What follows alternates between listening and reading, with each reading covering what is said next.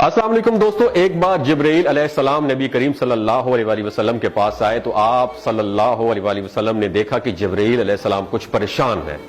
آپ صلی اللہ علیہ وآلہ وسلم نے فرمایا، جبرائیل کیا معاملہ ہے کہ آج میں آپ کو غمزدہ دیکھ رہا ہوں؟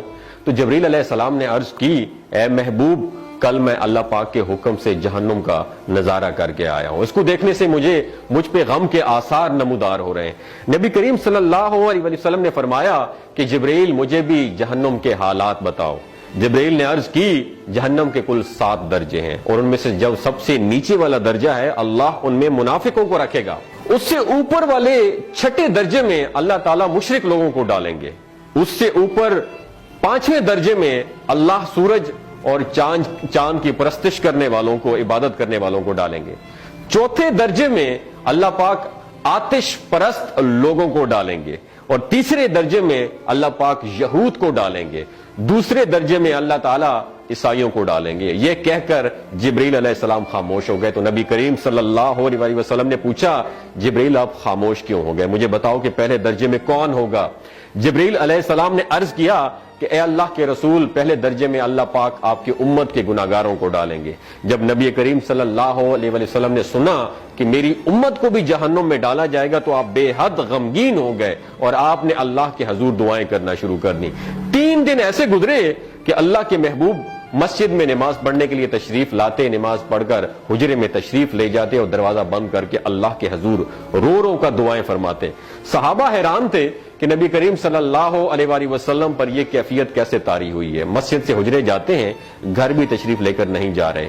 جب 3را دن ہوا تو سیدنا ابو بکر صدیق رضی اللہ تعالیٰ عنہ سے رہا نہیں گیا، وہ دروازے پر آئے اور دستک دی اور سلام کیا، لیکن سلام کا جواب نہیں آیا۔ آپ روتے ہوئے سیدنا عمر رضی اللہ تعالیٰ عنہ کے پاس آئے اور فرمایا کہ میں نے سلام کیا لیکن سلام کا جواب نہیں پایا، لہٰذا آپ جائیں، ہو سکتا ہے آپ کو سلام کا جواب مل جائے۔ آپ گئے تو آپ نے 3 مرتبہ سلام کیا لیکن سلام کا جواب نہ آیا۔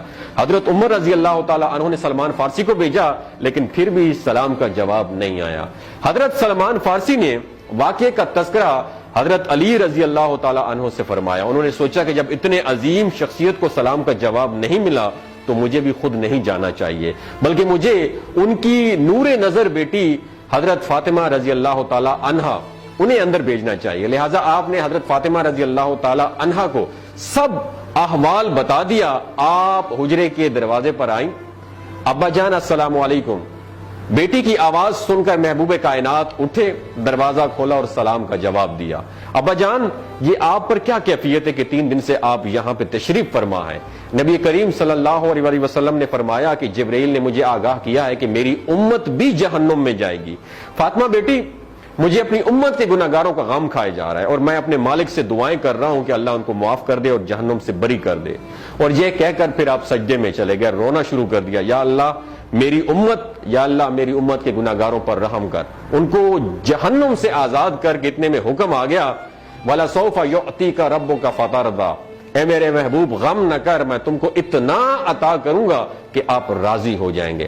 آپ خوشی سے کھل اٹھے اور فرمایا کہ لوگوں، اللہ نے مجھ سے وعدہ کر لیا ہے کہ روز قیامت مجھے میری امت کے معاملے میں خوب راضی کرے گا، اور میں اس وقت تک راضی نہیں ہوں گا جب تک میرا آخری امتی بھی جنت میں نہ چلا جائے۔ بولتے ہوئے آنکھوں سے آنسو آنا شروع ہو جاتے ہیں بندے کے، جب بندہ سوچتا ہے کہ ہمارا نبی صلی اللہ علیہ وسلم اتنا شفیق اور غم محسوس کرنے والا ہے اور بدلے میں ہم نے ان کو کیا دیا۔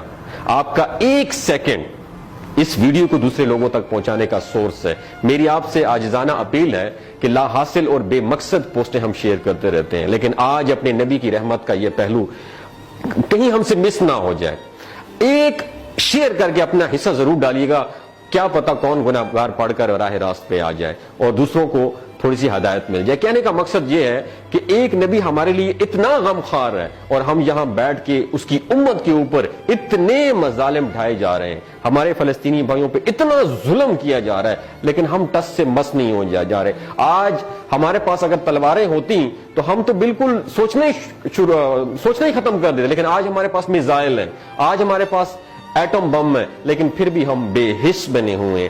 اللہ تعالیٰ ہمیں ہدایت نصیب فرمائے، اللہ تعالیٰ ہمارے لیے آسانیاں پیدا فرمائے اور اللہ تعالیٰ ہمیں نیک کام کرنے کی توفیق عطا فرمائے۔ اپنا اور اپنے ساتھ جڑے رشتوں کا خیال رکھیے گا۔ اللہ حافظ۔